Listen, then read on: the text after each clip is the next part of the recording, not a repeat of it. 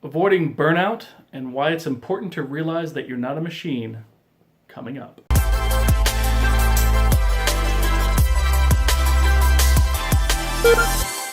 Hey guys, it's Travis Vroman, and today I want to talk about avoiding burnout and why it's important to realize that you're not a machine. Now, this sounds obvious on the surface. Most people realize that they're not machines, right? We're not computers, but sometimes it's easy to lose track of that. And so what I mean by that is machines are designed so that they can constantly run, so that they constantly accept input and constantly give output.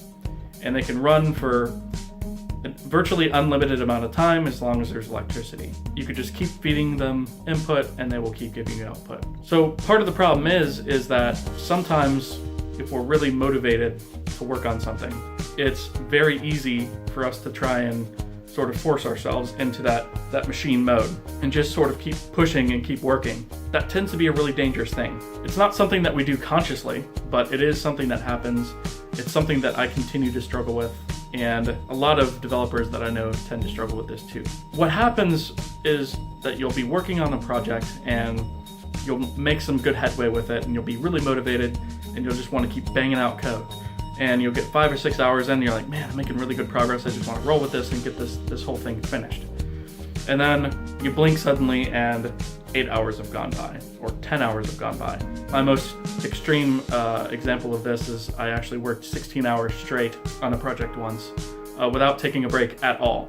I paid dearly for that afterwards because I actually wound up getting burned out big time. The next day I really didn't want to work on it at all because I was so exhausted from working on it that I just couldn't handle it mentally. And that's the danger of treating yourself like a machine. Our brains are not wired to work like a machine where you give constant input, meaning thought process or design of the game, and have constant output, which means the actual results of what you're thinking about or what you're designing. It might be code or graphics or what have you. What winds up happening is your brain gets fatigued. So you might love what you're doing, but if you don't stop and take a break, your brain is going to get tired of doing that thing and it's going to sort of switch off to it. And you're going to get burned out and you're not going to want to come back to it. And the problem is that's really dangerous because once you get burned out on something, it's very hard to recover from that, especially in a short amount of time. It may take months. Some people, it takes them even years after they burn out on something to come back and be able to do it and find passion for it. It's generally not something that happens short term. Generally, you can get away with working on something for a month or two, or sometimes even much longer stretches of time than that. But once burnout hits, it hits hard. Treating yourself like a machine is going to make it hit that much harder.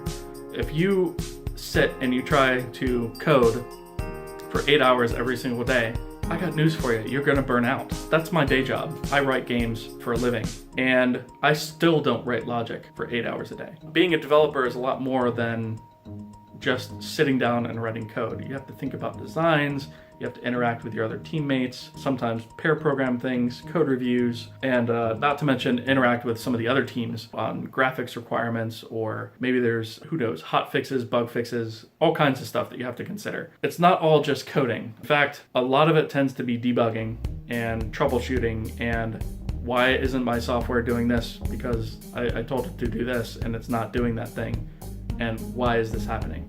And a lot of those things can be super frustrating. If you are constantly going at it without breaks, you will burn out. So I want to caution anybody that's new to development, or even sometimes that's not new to development. If you're pushing yourself for a long period of time on something, pushing yourself is okay, but you need to give yourself a break. You need to step away for 15 minutes and clear your mind and think about something else.